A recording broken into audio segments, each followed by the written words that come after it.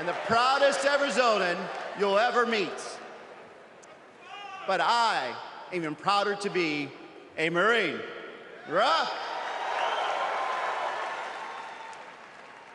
My mom raised us alone on a secretary's salary. I slept on the floor. I worked every job I could: meat packing, construction, making pizzas. I made it to Harvard with no money or connections. Other kids were happy because they were at Harvard. I was happy because I finally had a mattress. Then I enlisted, fought alongside my brothers with Lima 325 in Iraq. They called us Lucky Lima, but our luck ran out. We saw some of the heaviest combat of the war.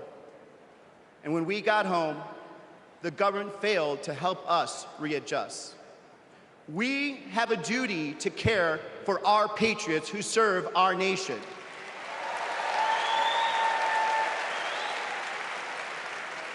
For the Vietnam veteran and Buckeye who relies on the VA for his medication. For the Afghan veteran in Pittsburgh who finally got treatment for his PTSD. For the Marine in Milwaukee who relies on the benefits she earned.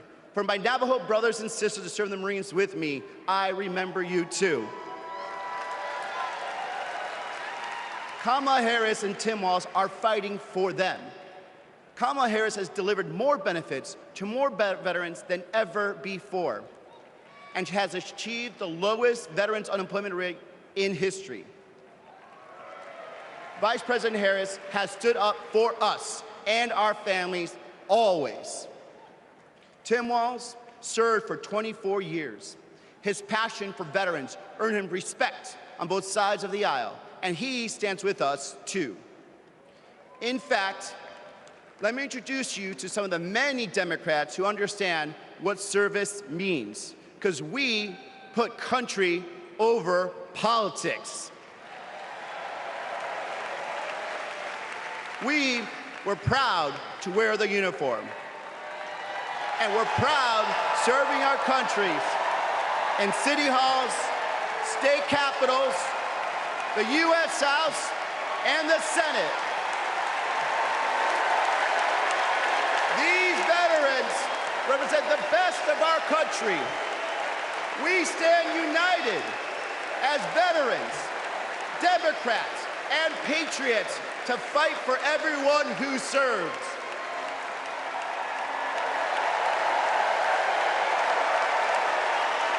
But politicians like Donald Trump, they don't stand with us. They call patriots like Senator McCain losers. John McCain was an American hero. Show some respect. Trump's Project 2025 will slash veteran benefits and force VA hospitals to close across the nation. Show some respect. So, for the 18-year-old who decides to enlist, for the families like mine who prayed every night that their loved one would come home, for our troops stationed thousands of miles away, for my Marines of Lima Company, let's elect Kamala Harris and Tim Walz, who don't just respect our service, but revere it. Because the veterans who defended this country aren't just the reason we can sleep at night.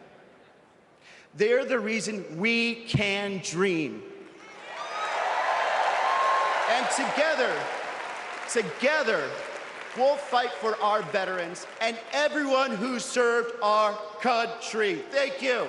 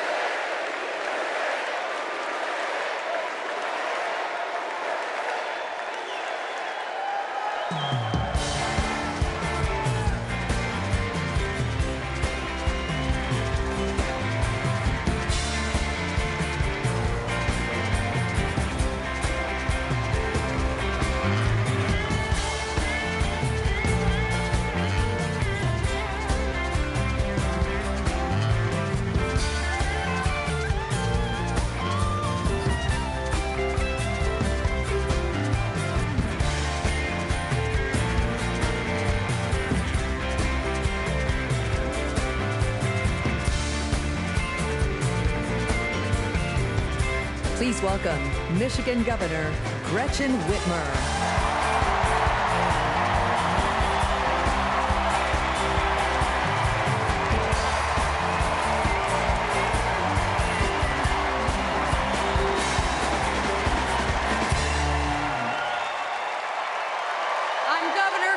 Whitmer. In Lansing, they call me governor, but in Detroit, they call me Big Gretch.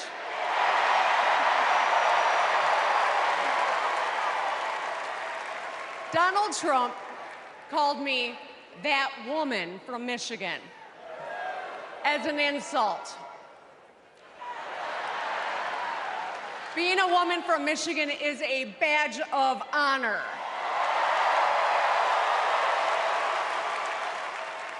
Like women across America, we just GSD.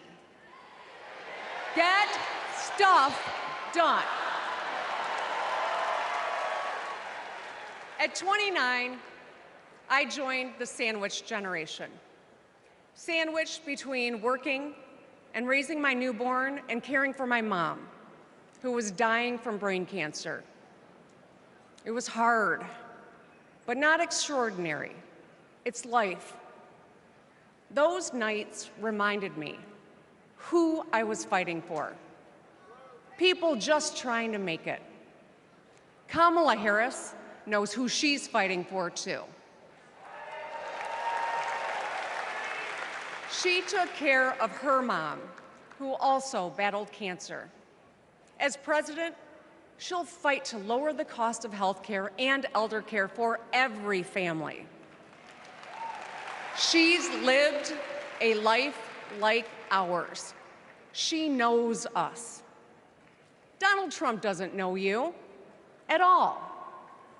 You think he understands that when your car breaks down, you can't get to work? No. His first word was probably chauffeur. You think he's ever had to take items out of the cart before checking out? Hell, you think he's ever been to a grocery store? That's what the chauffeur is for. But Kamala Harris, she gets us. She sees us. She is us.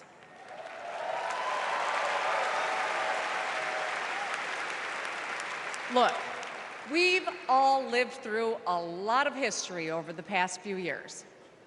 Floods and fires, an attempted coup, a plot, and a pandemic. It's exhausting.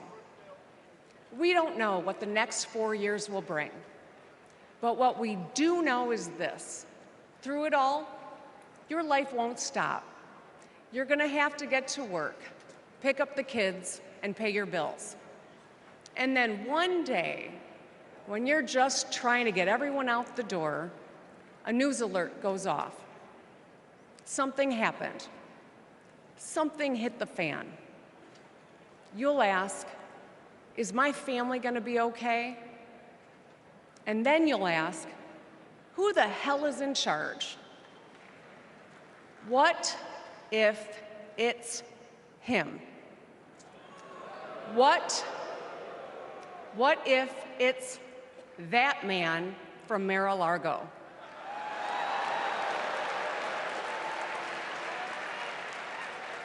I know, in a crisis, we need someone strong enough to come up with a plan, to tell the truth, and to bring people together. Right now, before the crisis, is when we get to choose. Why wouldn't we choose the leader who's tough, tested, and a total badass?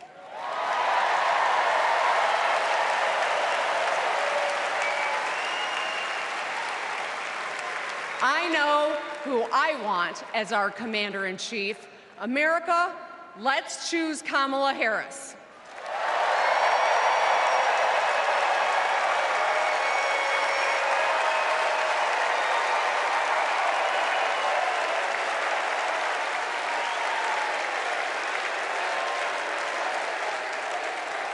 Please welcome actress, director, and philanthropist, Eva Longoria.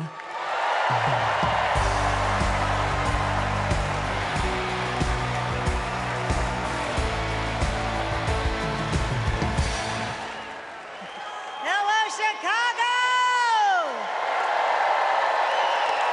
Yes!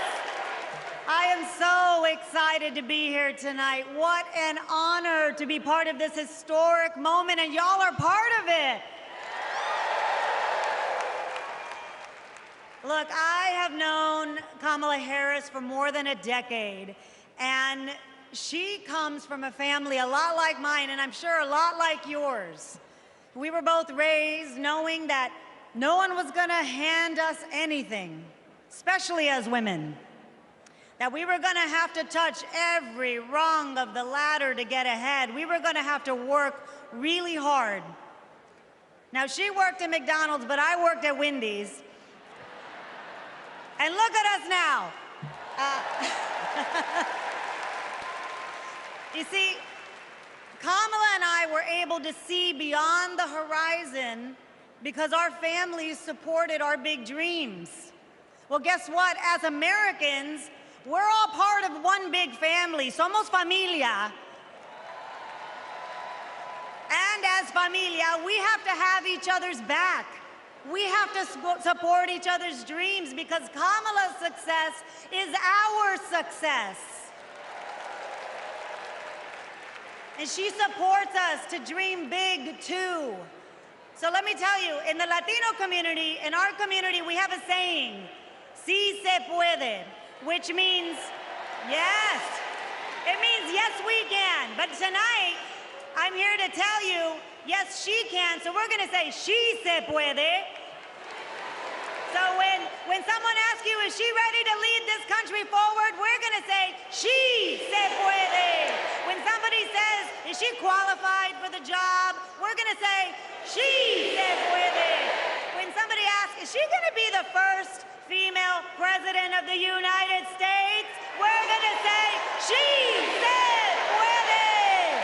Our voices, our vote, we're going to decide this election.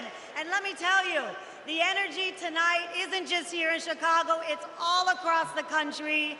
People are gathered at watch parties everywhere to celebrate Kamala Harris. Say hello. Yes. All right. We know how to work, so let's get to work. Let's turn all of this enthusiasm and joy into action between now and November 5th. Let's go. She se puede. She se puede.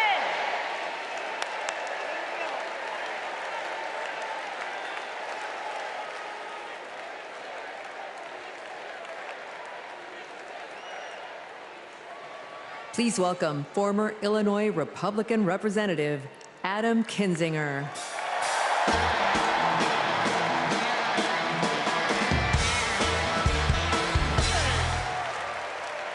Hey, good evening.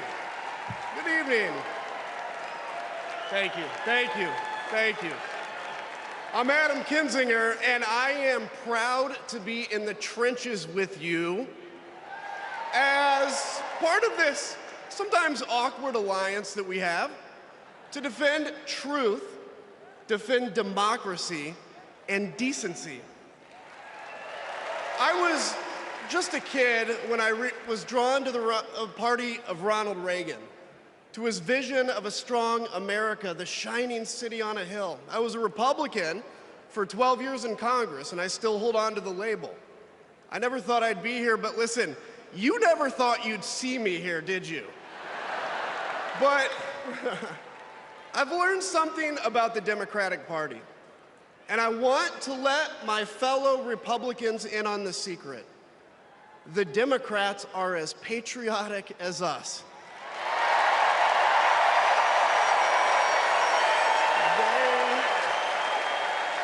They love this country just as much as we do.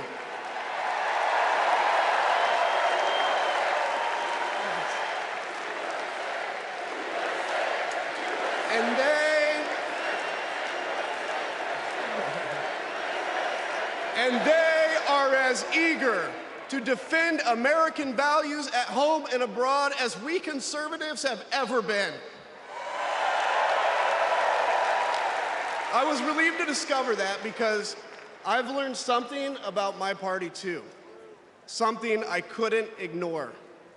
The Republican Party is no longer conservative.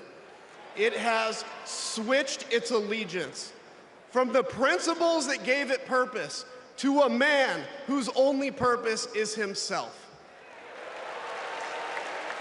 Donald Trump is a weak man pretending to be strong. He is a small man pretending to be big. He's a faithless man pretending to be righteous. He's a perpetrator who can't stop playing the victim. He puts on, listen, he puts on quite a show, but there is no real strength there. As a conservative and a veteran, I believe true strength lies in defending the vulnerable.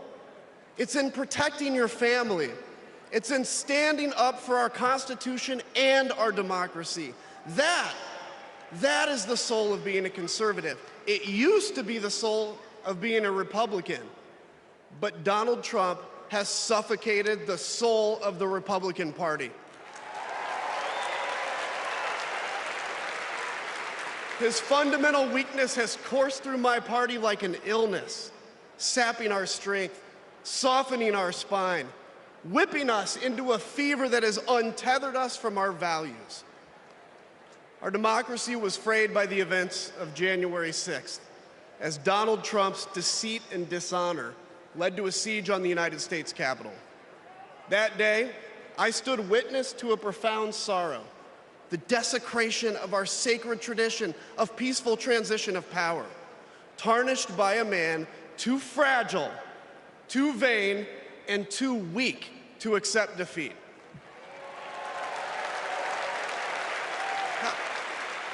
How can a party claim to be patriotic if it idolizes a man who tried to overthrow a free and fair election?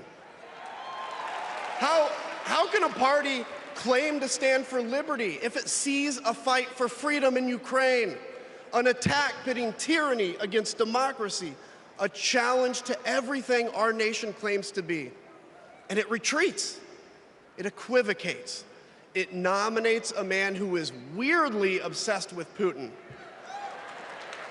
And his running mate who said, quote, "I don't care what happens in Ukraine." Yeah, and he wants to be vice president. Yeah. How can a party claim to be conservative when it tarnishes the gifts that our forebears fought for? Men like my grandfather, who served in World War II, who believed in a cause bigger than himself, and he risked his life for it behind enemy lines. To preserve American democracy, his generation found the courage to face down armies. Listen, all we're asked to do is to summon the courage to stand up to one weak man.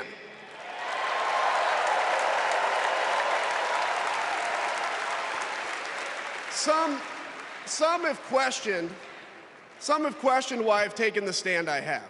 The answer is really simple, ladies and gentlemen.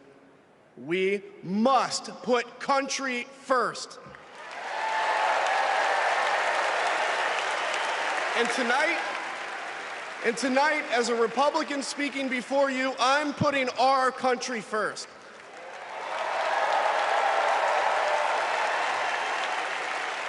Because the fact is, I do belong here. I know Kamala Harris shares my allegiance to the rule of law, the Constitution, and democracy. And she is dedicated to upholding all three in service to our country. Whatever policies we disagree on pale in comparison with those fundamental matters of principle, of decency, and of fidelity to this nation.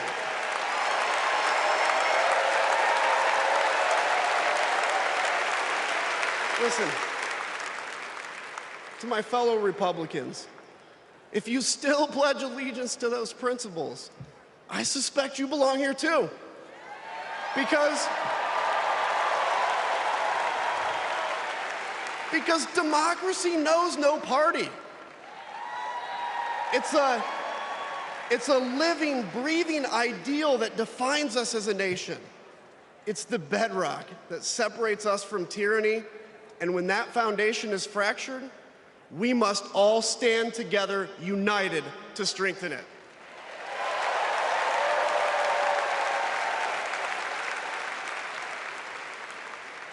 If you think those principles are worth defending, then I urge you, make the right choice.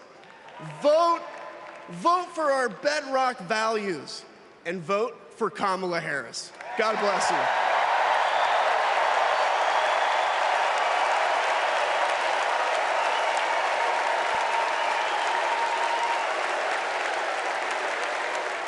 Please welcome lawyer, policy advocate, and sister of the Vice President, Maya Harris.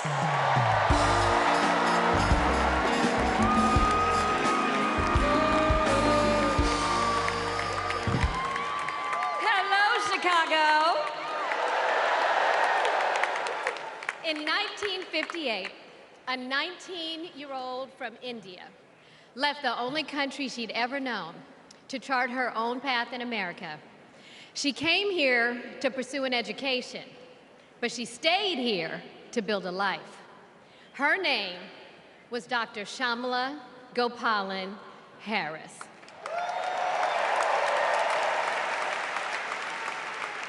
But we called her Mommy. Mommy was so many things to so many people. A civil rights activist, a scientist, a devoted mother to her 2 little girls. But most of all, Mommy was a trailblazer who defied the odds and defined herself.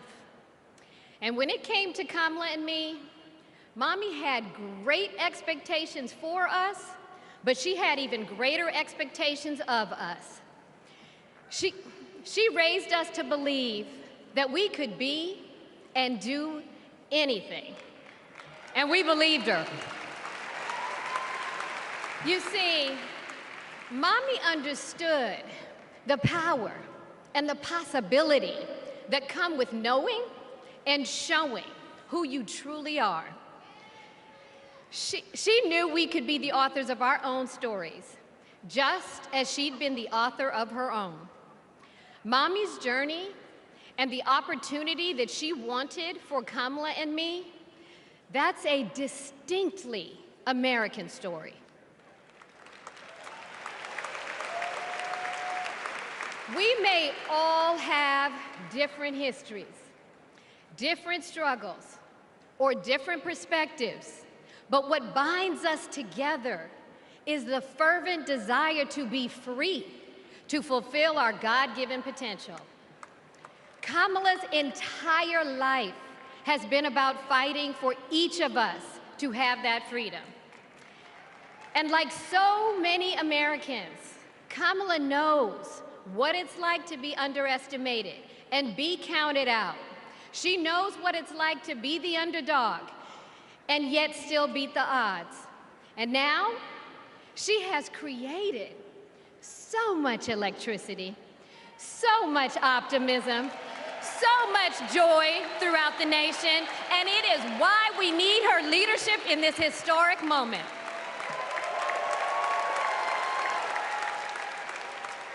We are living in a time when some are trying to divide us, to separate us in ways that make it difficult for us to come together. Well, look, my sister rejects that view. Where others push darkness, Kamala sees promise. Where others feel detachment, Kamala fosters connection. Where others want to drag us back to the past, my sister says, hold up now, we are not going back.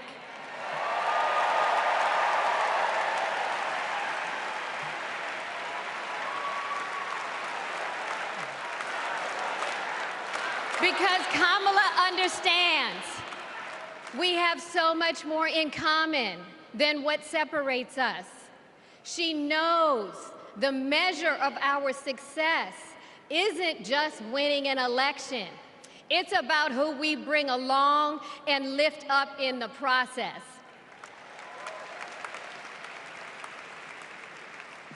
And so as I look out at all of you today and take in this incredible moment, I so wish that Mommy could be here tonight. I can just see her smiling, saying how proud she is of Kamala. And then, without missing a beat, she'd say, "That's enough, you got work to do." She would tell all of us to roll up our sleeves and get to work, to elect a leader who sees the potential in each of us, a leader who cares for all of us, a leader who fights for every one of us. Our Democratic nominee, my big sister, the next President of the United States, Kamala Harris.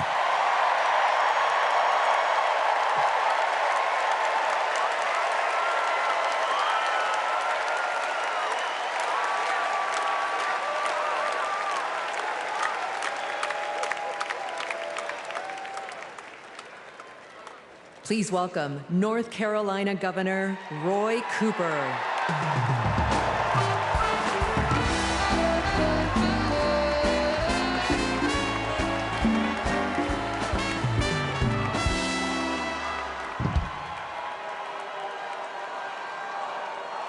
Hello, America.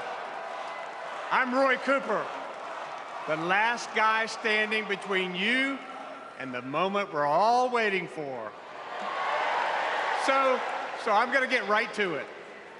All week, you've heard stories about my friend Kamala. I want to take you behind the scenes of one of them. 2011 was a rough time for American homeowners. Hundreds of thousands were losing their homes to illegal foreclosure. I was Attorney General in North Carolina, while Kamala had just become California's. All the AGs were close to a settlement with the big banks, and it was a pretty good deal. Would have meant $4 billion for California families who'd been ripped off. I know that sounds like a lot, but Kamala said, hang on a minute. I've met these families. I know what they've been through, and they deserve more. She went toe-to-toe with some of the world's most powerful executives, and she refused to give in. Let me tell you, this was a huge risk, but she knew it was a risk worth taking. That's Kamala. And we all know what happened. The banks caved. That $4 billion for California families became $20 billion. That was the first time I witnessed Kamala in action. And what I saw was a leader who does exactly what she says she's going to do, who never will settle for less. America, we got a lot of big fights ahead of us, and we've got one hell of a fighter ready to take them on. I know that because I know her. And tonight, I want the American people to know, even if you don't agree with her on everything, Kamala Harris will fight for you to the very end. For families who need better health care or a safer place to live, Kamala will fight for you. For parents who want better schools for their kids, for workers worried about a secure retirement for themselves, Kamala will fight for you. For any one of our allies, anywhere in the world, wondering if America still has your back, remember this: Kamala will fight for you. And when she fights, we win. Kamala's ready. Kamala's ready. The question is, are we? Are we going to stand up and fight for Kamala like she'll stand up and fight for us? All right. If you're ready, my home state of North Carolina, stand up. Stand up, Pennsylvania. Stand up, Michigan. Stand up, Wisconsin. Stand up, Georgia. Stand up, Nevada. Stand up, Arizona. Stand up, America. Are we going to stand up? Are we going to fight? Are we going to vote? Are we going to win? You bet we are. Let's go get them.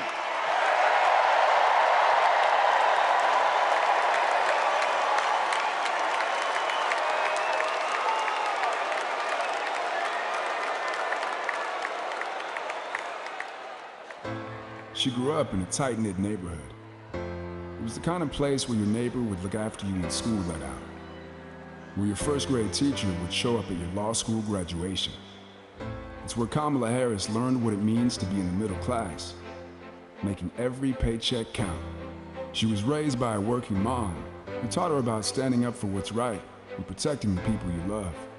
Kamala carries the lessons of our mother, the fighting spirit of our mother, the compassion. She was all of 5 feet tall. If you met her, you would have thought she was 7 feet tall. And our mother, if I'd ever come home complaining about anything, she wouldn't have it. The first thing she'd say is, well, just stop the complaining. Just tell me what you're going to do about it. And since she was a young girl, Kamala Harris has been fighting for families like the ones she grew up with. That is Kamala. She can't help herself from standing up for people and standing up for what she thinks is right. She has been that way our whole lives. Being a protector is what led her to become a prosecutor. Looking back now, I could say it was her calling. As a courtroom prosecutor, she went after predators who targeted women and children, and fraudsters who ripped off working families. And she put dangerous gang members and human traffickers behind bars. We didn't have partnerships with DOJ or FBI or DEA or any of those law enforcement agencies. Now, we all work collaboratively.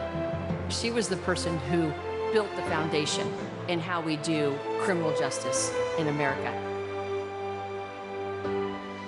As Attorney General of California, she held the big Wall Street banks accountable for fraud, winning $20 billion for California families. She took on one of the largest for-profit colleges that was scamming students. And in the Senate, she fought for her constituents with the determination of a prosecutor, standing up for reproductive freedom. Can you think of any laws that give the government the power to make decisions about the male body? I'm not thinking of any right now, Senator. She fought to keep our children safe from the terror of gun violence. How many of you guys had to have a drill where you learned about how you need to hide in a closet or crouch in a corner in the event that there is a mass shooter? Look at that. Look at that. On the Intelligence Committee, she defended our nation against foreign adversaries. And in 2020, she made history as the first woman to be elected Vice President of the United States. She cast the tie-breaking vote to deliver urgent relief to the American people during the pandemic.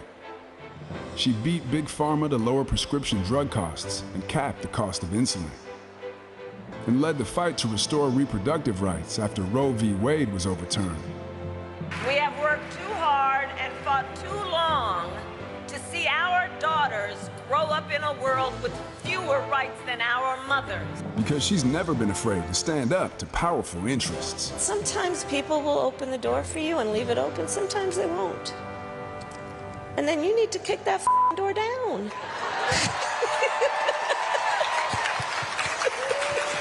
Excuse my language. Now, she's running for president, still fighting for families like the one she grew up with. Our campaign is about saying we trust the people. We're saying we just want fairness. We want dignity for all people. And we are a work in progress. We haven't yet quite reached all of those ideals, but we will die trying because we love our country. We believe in our country. We're not falling for these folks who are trying to divide us, trying to pull us apart. We know what we stand for, and we stand for the people. And we stand for the dignity of work. And we stand for freedom. We stand for justice. We stand for equality. And so we will fight for all of it. That's who Kamala Harris is. That's what she believes. And that's what she'll fight for every day.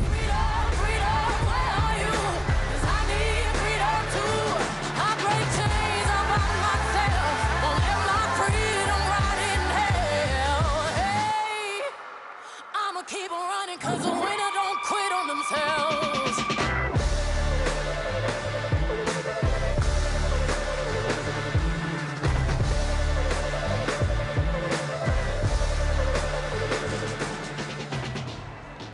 Please welcome the Democratic nominee for president, Vice President of the United States of America, Kamala Harris.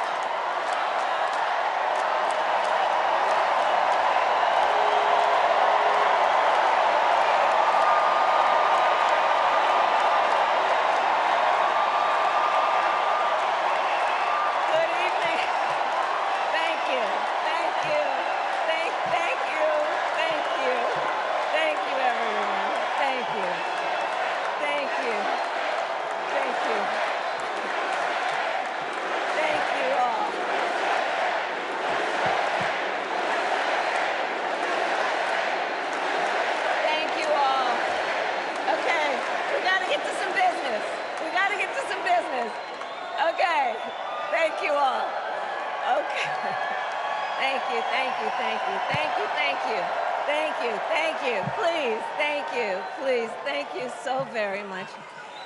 Thank you, everyone. Thank you, everyone. Thank you. Okay, let's get to business. Let's get to business. All right. So let me start by thanking my most incredible husband, Doug, for being an incredible partner to me, an incredible father to Cole and Ella, and happy anniversary, Dougie. I love you so very much. To our President, Joe Biden.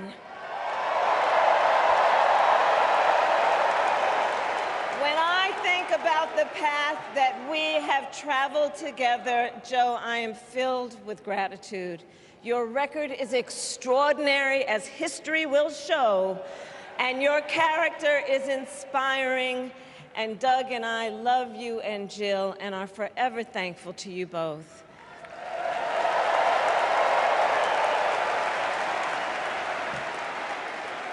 And to Coach Tim Walz,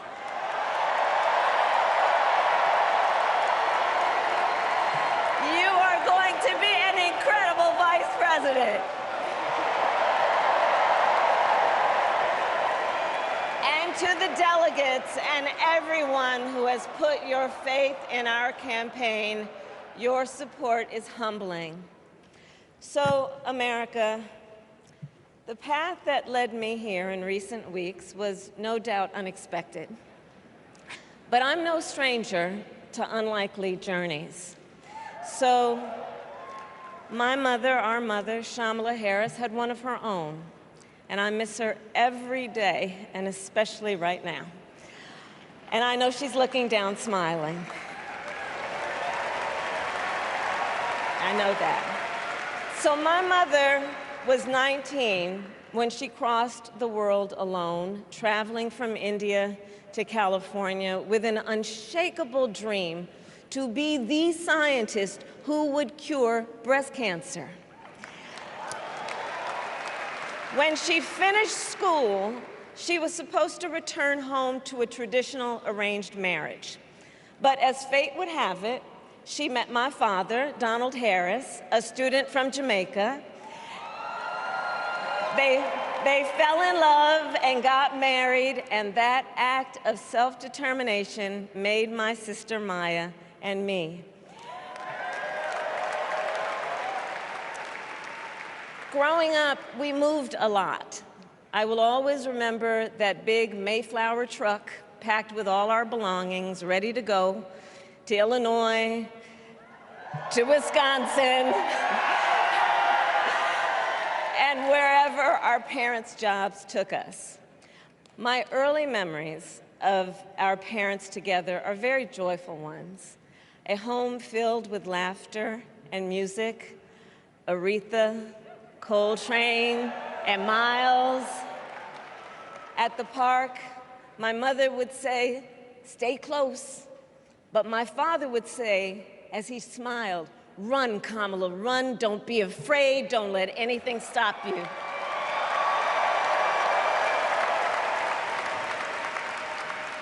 From my earliest years, he taught me to be fearless. But the harmony between my parents did not last. When I was in elementary school, they split up. And it was mostly my mother who raised us. Before she could finally afford to buy a home, she rented a small apartment in the East Bay. In the Bay, you either live in the hills or the flatlands. We lived in the flats. A beautiful, working-class neighborhood of firefighters, nurses, and construction workers, all who tended their lawns with pride. My mother, she worked long hours, and like many working parents, she leaned on a trusted circle to help raise us. Mrs. Shelton, who ran the daycare below us and became a second mother. Uncle Sherman, Aunt Mary, Uncle Freddie, Auntie Chris. None of them family by blood, and all of them family by love.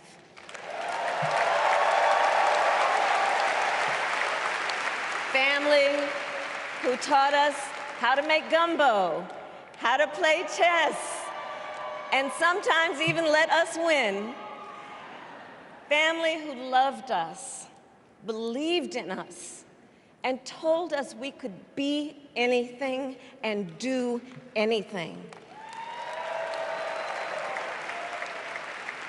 They instilled in us the values they personified: community, faith, and the importance of treating others as you would want to be treated, with kindness, respect, and compassion. My mother was a brilliant, 5-foot-tall, brown woman with an accent. And as the eldest child, I saw how the world would sometimes treat her. But my mother never lost her cool. She was tough, courageous, a trailblazer in the fight for women's health, and she taught Maya and me a lesson that Michelle mentioned the other night. She taught us to never complain about injustice, but do something about it. Do something about it.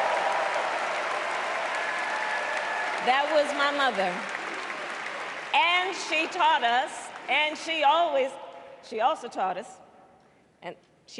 us, and never do anything half-assed. And that is a direct quote. A direct quote. I grew up immersed in the ideals of the civil rights movement. My parents had met at a civil rights gathering, and they made sure that we learned about civil rights leaders, including the lawyers like Thurgood Marshall and Constance Baker Motley, those who battled in the courtroom to make real the promise of America. So at a young age, I decided I wanted to do that work. I wanted to be a lawyer. And when it came time to choose the type of law I would pursue, I reflected on a pivotal moment in my life. You see, when I was in high school, I started to notice something about my best friend, Wanda. She was sad at school, and there were times she didn't want to go home. So one day I asked if everything was all right, and she confided in me that she was being sexually abused by her stepfather. And I immediately told her she had to come stay with us, and she did. This is one of the reasons I became a prosecutor, to protect people like Wanda, because I believe everyone has a right to safety, to dignity, and to justice.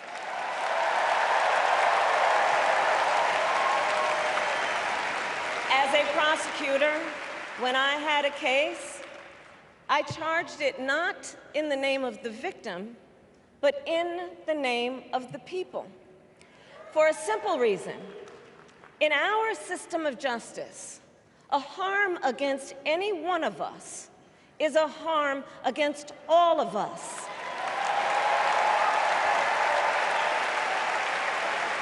And I would often explain this to console survivors of crime, to remind them no one should be made to fight alone. We are all in this together. And every day in the courtroom, I stood proudly before a judge and I said 5 words: Kamala Harris for the people.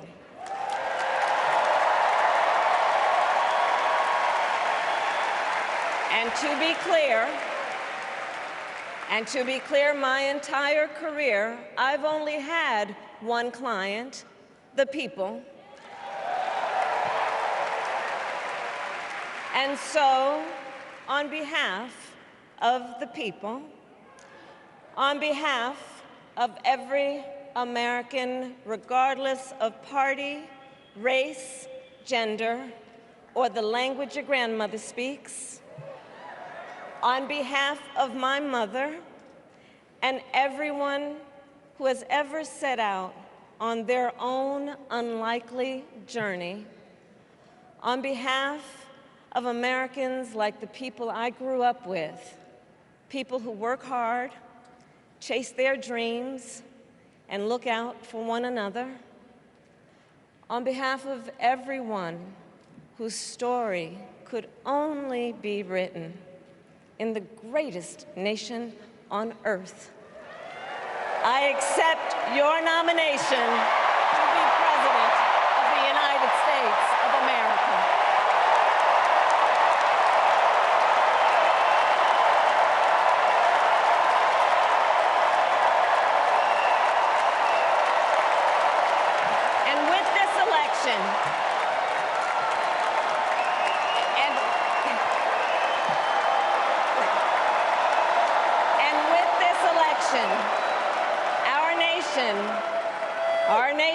about this election has a precious, fleeting opportunity to move past the bitterness, cynicism, and divisive battles of the past, a chance to chart a new way forward.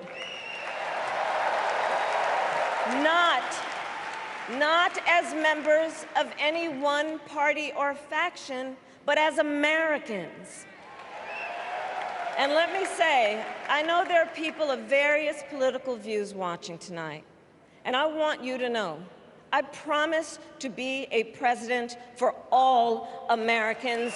You can always trust me to put country above party and self, to hold sacred America's fundamental principles, from the rule of law to free and fair elections to the peaceful transfer of power.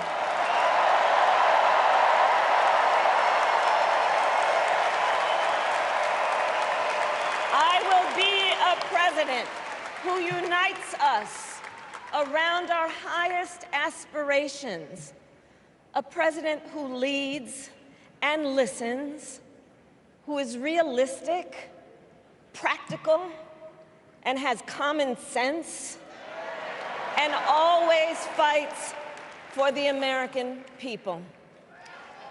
From the courthouse to the White House, that has been my life's work. As a young courtroom prosecutor in Oakland, California, I stood up for women and children against predators who abuse them.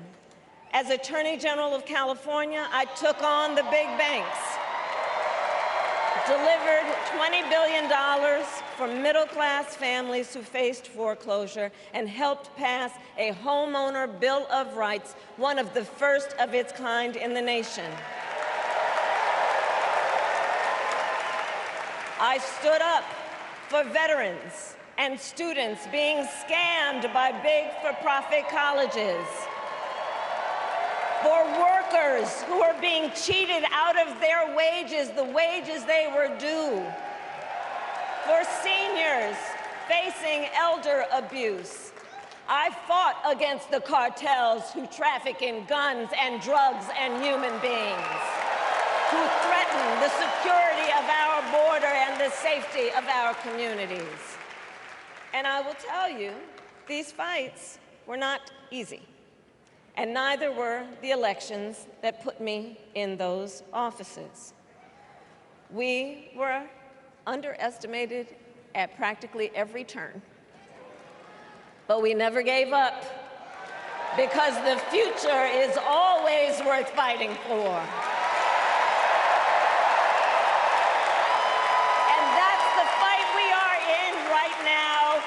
Fight for America's future.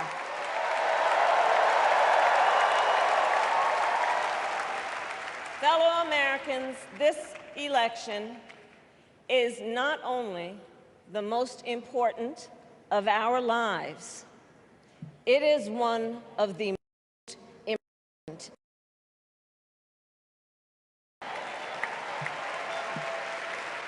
In many ways, Donald Trump is an unserious man. But the consequences of putting Donald Trump back in the White House are extremely serious. Consider not only the chaos and calamity when he was in office, but also the gravity of what has happened since he lost the last election. Donald Trump tried to throw away your votes. When he failed, he sent an armed mob to the United States Capitol, where they assaulted law enforcement officers.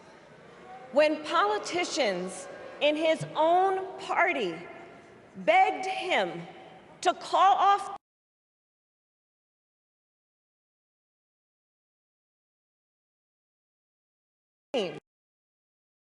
now, for an entirely different set of crimes, he was found guilty of fraud by a jury of everyday Americans and separately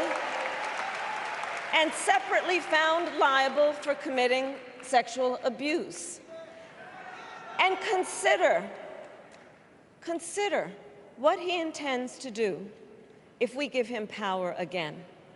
Consider his explicit intent to set free violent extremists who assaulted those law enforcement officers at the Capitol. His explicit intent to jail journalists, political opponents, and anyone he sees as the enemy. His explicit intent to deploy our active duty military against our own citizens. Consider the power he will have, especially after the United States Supreme Court just ruled that he would be immune from criminal prosecution. Just imagine Donald Trump with no guardrails, and how he would use the immense powers of the presidency of the United States, not to improve your life, not to strengthen our national security, but to serve the only client he has ever had, himself.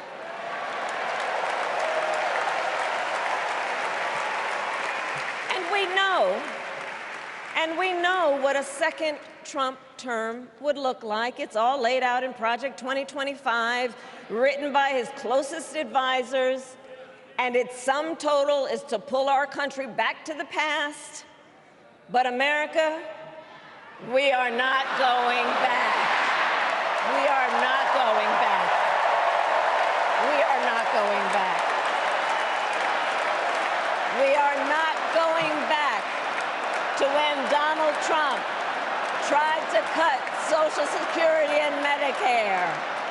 We are not going back to when he tried to get rid of the Affordable Care Act, when insurance companies could deny people with pre-existing conditions.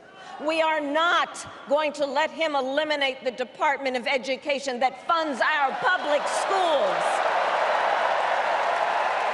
We are not going to let him end programs like Head Start that provide preschool and childcare for our children. America, we are not going back.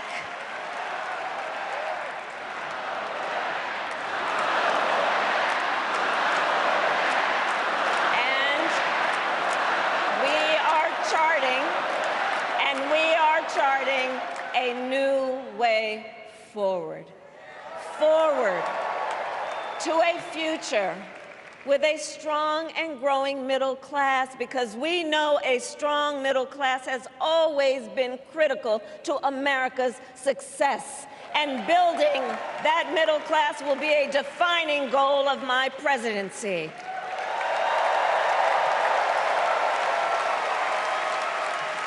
And I'll tell you, this is personal for me. The middle class is where I come from. My mother kept a strict budget.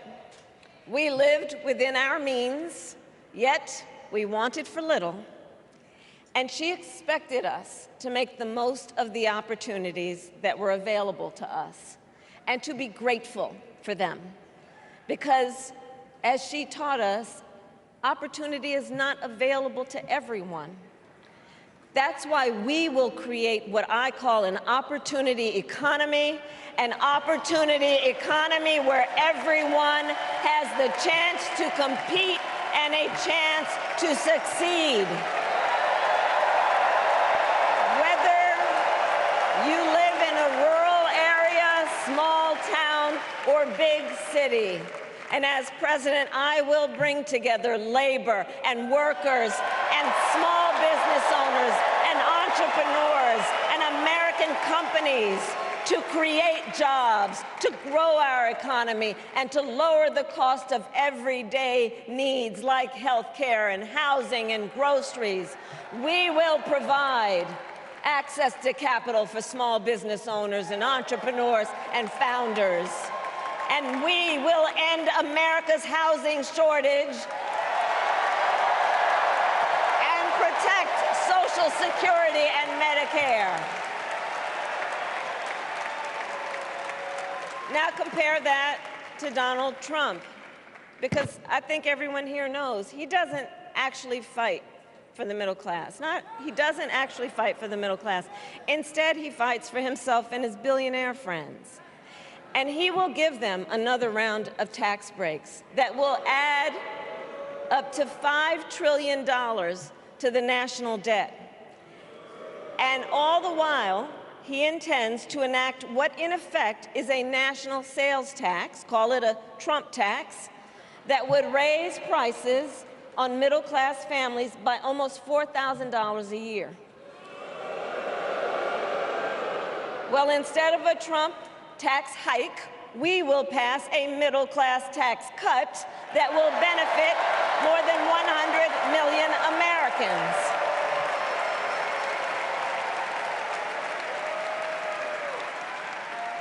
Friends, I believe America cannot truly be prosperous unless Americans are fully able to make their own decisions about their own lives, especially on matters of heart and home. But tonight, in America, too many women are not able to make those decisions. And let's be clear about how we got here. Donald Trump handpicked members of the United States Supreme Court to take away reproductive freedom. And now he brags about it. In his words, quote, "I did it and I'm proud to have done it," end quote. Well, I'll tell you, over the past 2 years, I've traveled across our country, and women have told me their stories. Husbands and fathers have shared theirs. Stories of women miscarrying in a parking lot, developing sepsis, losing the ability to ever again have children, all because doctors are afraid they may go to jail for caring for their patients. Couples just trying to grow their family, cut off in the middle of IVF treatments. Children who have survived sexual assault, potentially being forced to carry a pregnancy to term. This is what's happening in our country because of Donald Trump. And understand, he is not done. As a part of his agenda, he and his allies would limit access to birth control, ban medication abortion, and enact a nationwide abortion ban with or without Congress. And get this, he plans to create a national anti-abortion coordinator and force states to report on women's miscarriages and abortions. Simply put, they are out of their minds.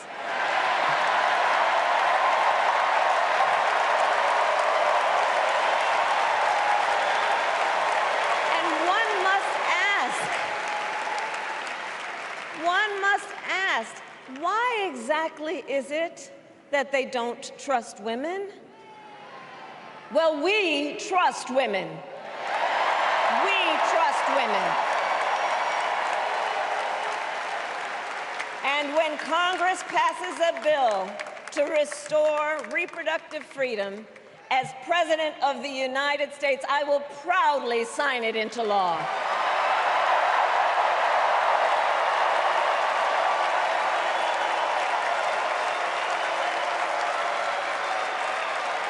In this election, many other fundamental freedoms are at stake. The freedom to live safe from gun violence in our schools, communities, and places of worship.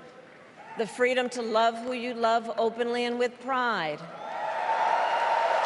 The freedom to breathe clean air and drink clean water and live free from the pollution that fuels the climate crisis,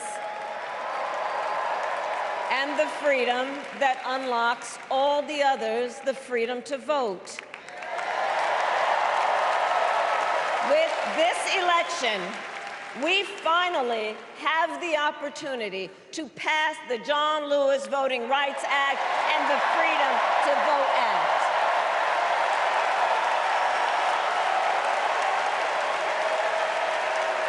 And let me be clear, after decades in law enforcement, I know the importance of safety and security, especially at our border. Last year, Joe and I brought together Democrats and conservative Republicans to write the strongest border bill in decades. The Border Patrol endorsed it. But Donald Trump believes a border deal would hurt his campaign. So he ordered his allies in Congress to kill the deal. Well, I refuse to play politics with our security, and here is my pledge to you. As president, I will bring back the bipartisan border security bill that he killed, and I will sign it into law. I know we can live up to our proud heritage as a nation of immigrants and reform our broken immigration system. We can create an earned pathway to citizenship and secure our border.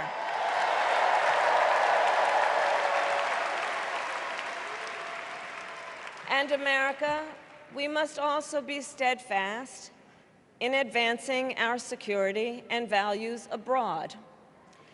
As Vice President, I have confronted threats to our security, negotiated with foreign leaders, strengthened our alliances, and engaged with our brave troops overseas. As Commander-in-Chief, I will ensure America always has the strongest, most lethal fighting force in the world, and I will fulfill our sacred obligation to care for our troops and their families, and I will always honor and never disparage their service and their sacrifice.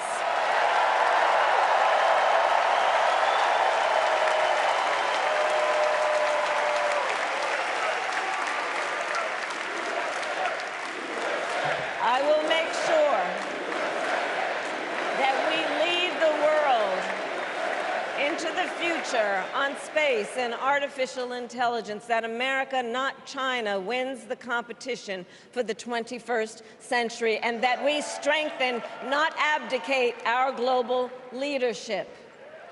Trump, on the other hand, threatened to abandon NATO.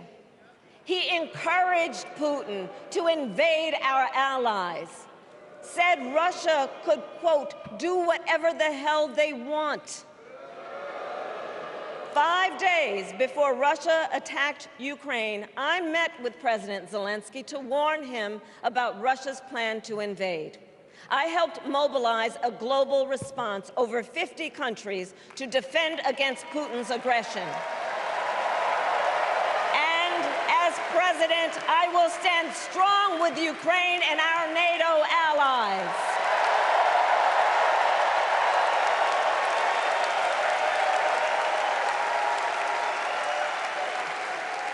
With respect to the war in Gaza, President Biden and I are working around the clock, because now is the time to get a hostage deal and a ceasefire deal done.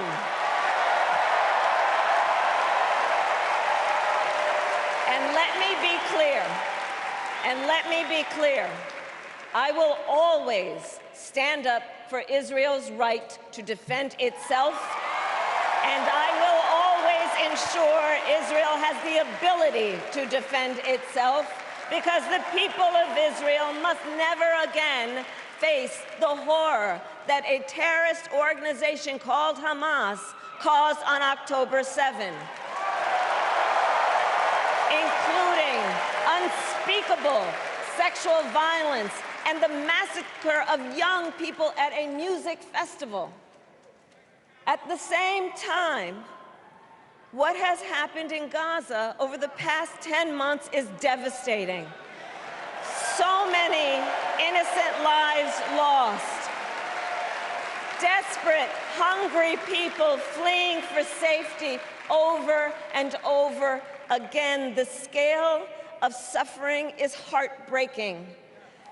President Biden and I are working to end this war such that Israel is secure, the hostages are released, the suffering in Gaza ends, and the Palestinian people can realize their right to dignity, security, freedom, and self-determination.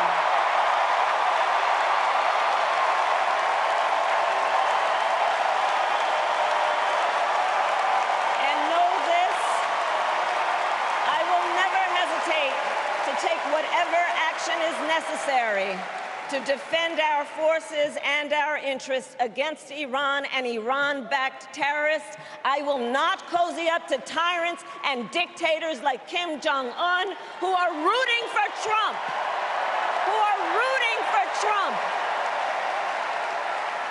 Because, you know, they know he is easy to manipulate with flattery and favors. They know Trump won't hold autocrats accountable because he wants to be an autocrat himself. And as president, I will never waver in defense of America's security and ideals, because in the enduring struggle between democracy and tyranny, I know where I stand and I know where the United States belongs.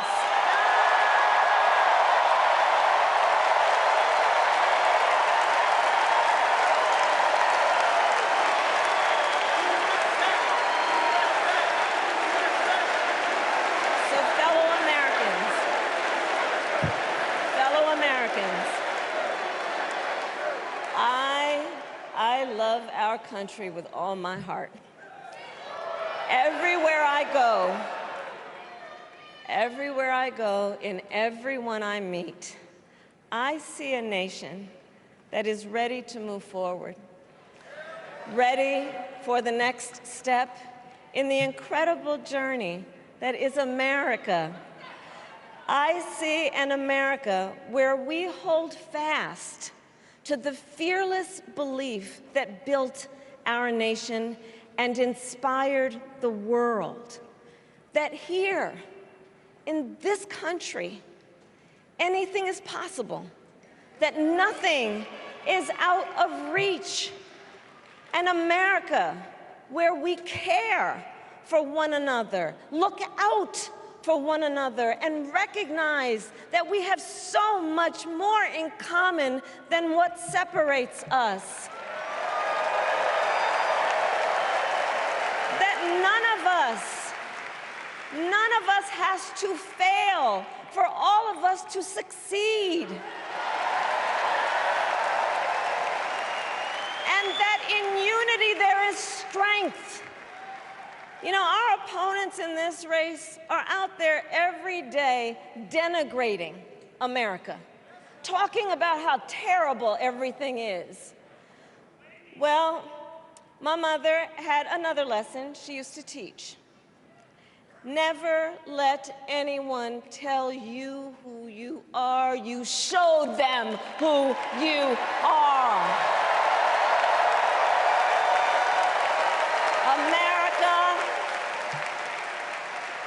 Let us show each other and the world who we are and what we stand for. Freedom, opportunity, compassion, dignity, fairness, and endless possibilities.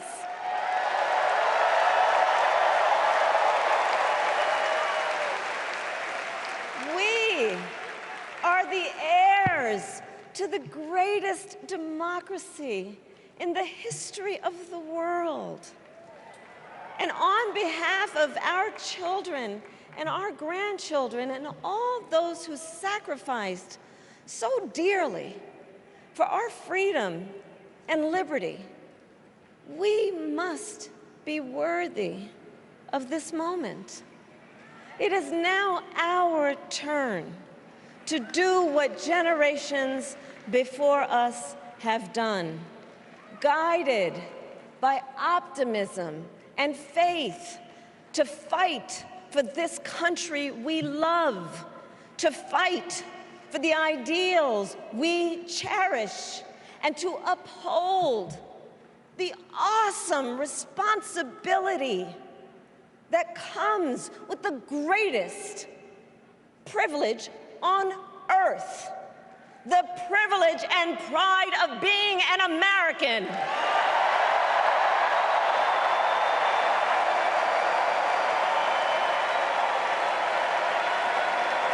So let's get out there, let's fight for it, let's get out there, let's vote for it, and together, let us write the next great chapter in the most extraordinary story ever told.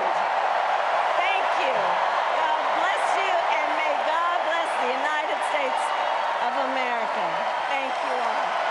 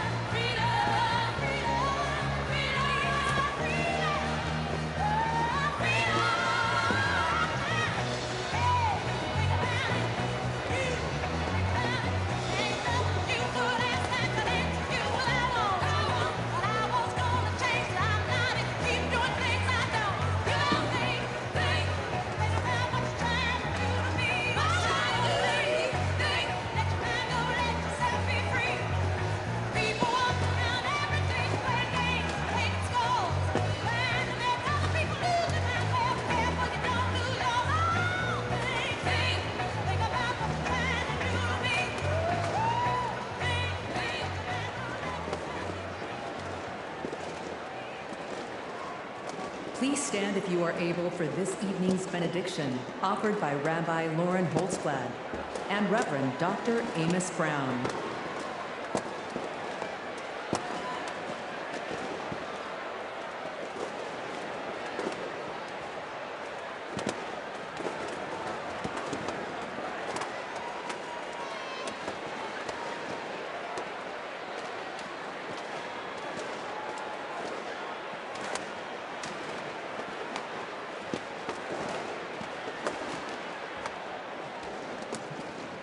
America, let us pray.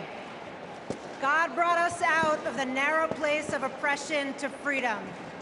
Let's remember the treacherous road our ancestors traveled to freedom, their sacrifice and resolve to bring a better, more inclusive world.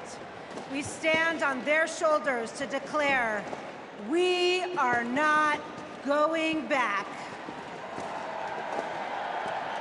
God, who notices the downtrodden, give us the courage to imagine the world as you do, where everyone has the opportunity to thrive, where diversity brings strength, not weakness, and where all have the right to make the choices for their own bodies. God of strength, guard Vice President Harris and Governor Walz with your sheltering presence as they carry on with courage and conviction to build a better future for all Americans. Shine a light on them so that they may continue to pursue justice, equity, and reproductive freedom. An America free from gun violence that safeguards free and fair elections, with less vitriol and more joy, not afraid to face its past, to grow a brighter future where every child can look to their leaders and see themselves and know that someday they too can lead. May we all be blessed with the ability to see the humanity in each other. America, let's make history. Amen.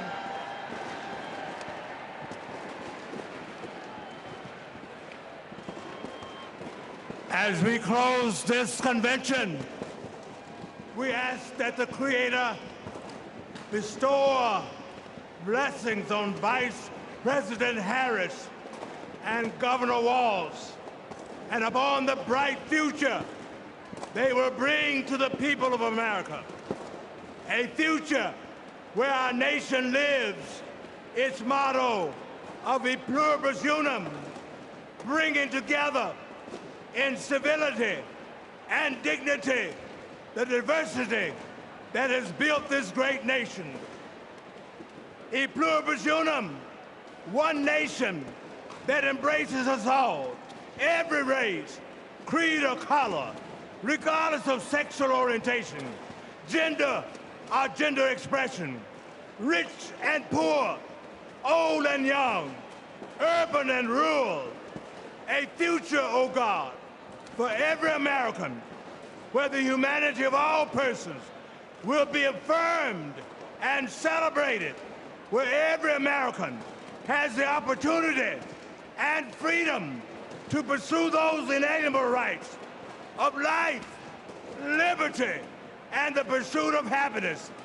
A future, oh God, where we live in peace and joy, where we set aside our rancor and division, where we heal our differences and celebrate our common purposes as one nation, one American community, that great city on a hill that serves as a beacon for all the people and all the nations. This is a journey we begin today, and we pray that the Almighty God will guide us on this path today, tomorrow, and for all the generations to come. Amen and amen.